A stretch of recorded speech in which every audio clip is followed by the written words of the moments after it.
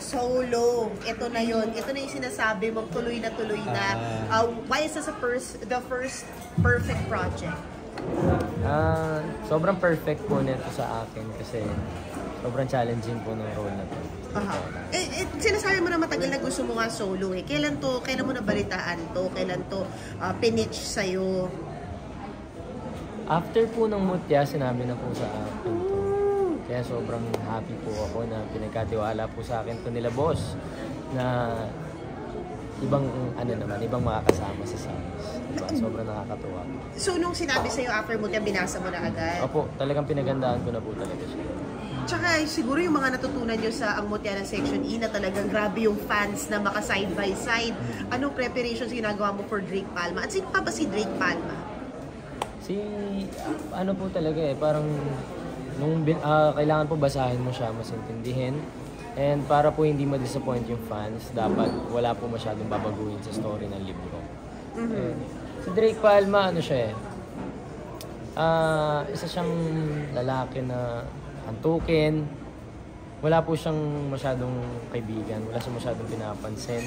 Parang siya lang, sobrang sungit na lalaki na naiinis siya pag palagi may sumusunod sa kanya, ganun. Pero deep inside po, marami siyang pinagdadaan. Sa title na Drake Palma, parang medyo may pagka-mature yung role. Gaano ka-mature yung role na gagampanan? Hindi naman po siya sobrang mature kasi high school pa din po siya. Tapos eventual po mag-college sila. Pero ayun po, hindi naman po siya masyado mature.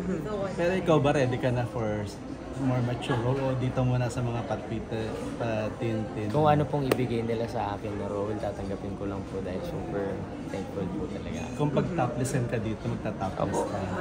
Kung mag-underwear, topless agad? Grabe naman. Underwear. Bakit gano'n? Iba naman, Viva Wanto, no? Si Dusing di ba? Topless. Diba si Dusing? Hindi, ano lang yun, di ba? Kasi pag Wattpad, parang nilalaro yung mga title, parang gano'n. Pero abangan niyo po kung meron topless to. Ready ka. Parang yung parang yung prod number mo nung di ba? Sexy nung fans day. Opo, sobrang po dun sobrang biglaan po sa akin. Parang 2 days ko lang po inaral yung dance. Talaga? Opo, kasi super busy ko rin po nun. Tapos sabi, mag-aaral ka na ng dance, ganyan. 2 days po, isang gabi, tapos isa sa umaga. So, wow!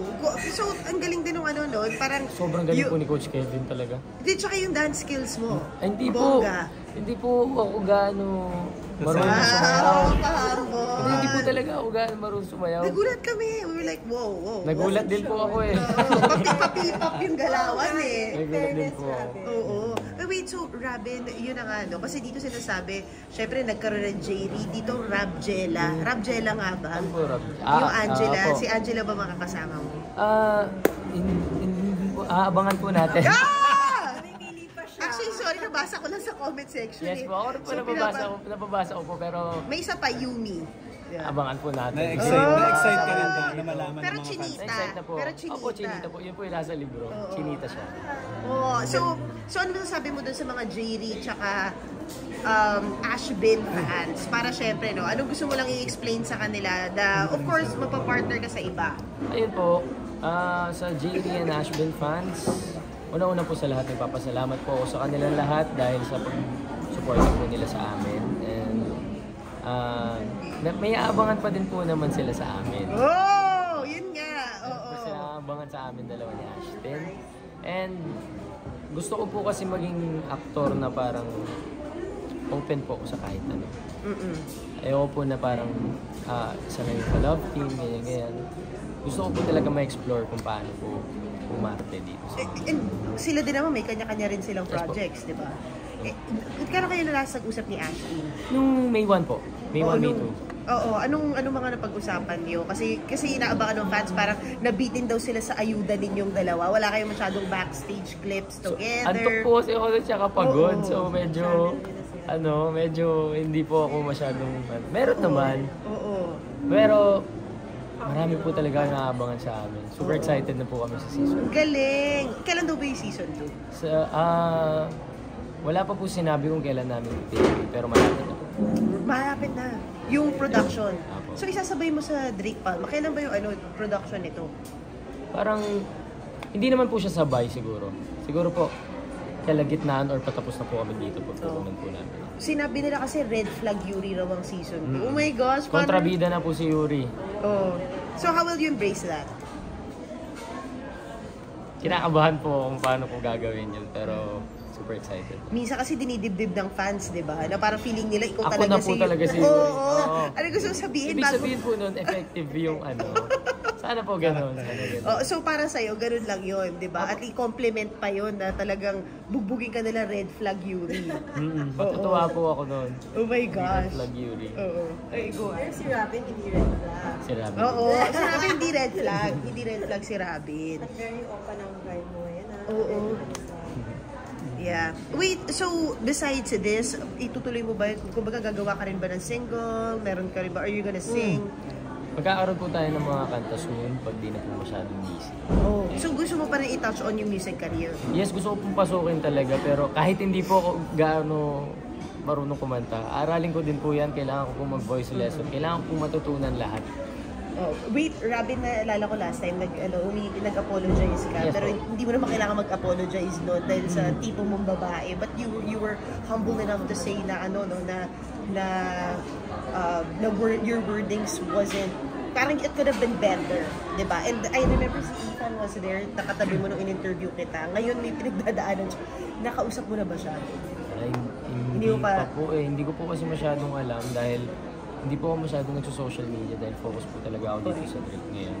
Pero maganda yun na hindi mo binabasa yung... Opo, hindi kasi po ako masyadong nakakapagbasa. masyadong maingay yung social media. How do you guard yourself? Pag po may work talaga ako, lalo na po pag taping, kasi every other day po yung taping namin. Ginagawa ko po talaga, nire-ready ko lang yung sarili ko sa set. Nagbabasa po ako ng script. And then pag may rest day po, papahinga lang po talaga ako. Nilalayo ko muna po yung sarili ko sa mga sa social media pag po nagtitape. Kaya pala nakikita namin yung comment na si Robin nasa account ng lahat ng tao pero sa sariling account. Opo. Ano masasabi mo doon? Pero mag-upload naman po ako soon. Soon. Pero Robin, paano mo nire-reward yung sarili mo? Kasi ang dami mong ginagawa, sunod-sunod sila. Paano ka nagpapahinga? Sa ngayon po, hindi ko po kailangan ng pahinga muna. Para sa akin po, pahinga na sa akin yung sa set. Sobrang happy ko po pag tuwing nasa set ako. Kaya lahat po ng tao doon, kinukulit ko po talaga kasi sobrang masaya po pag may shooting day ako. So lahat, inasahan mo ba to yung popularity tapos yung sunod-sunod na project? Ano po yan? Inasahan mo ba to sa buhay mo na yung Hindi popularity po. mo? Nakakagulat pa rin po hanggang ngayon. Totoo lang. Stand alone ka na, grabe, di ba? I thought it's like within the same year na-achieve mo yung goal mo. Oh my God, what's Thank gonna you, be? thank you sa ano. Movie daw. Movie? Sabi niya with Abangan Ann po Curtis. natin. Di ba? With Ann Curtis? Hindi, sabi mo, di ba? Gusto mo. Sana po. Sana. Yung mga perfect Pero- stranger. Pero abangan po natin kung magkaka-movie man po sila. Pero Robin, di ba nakapag-adjust ka na as a public personality, lalo mo na ang fans.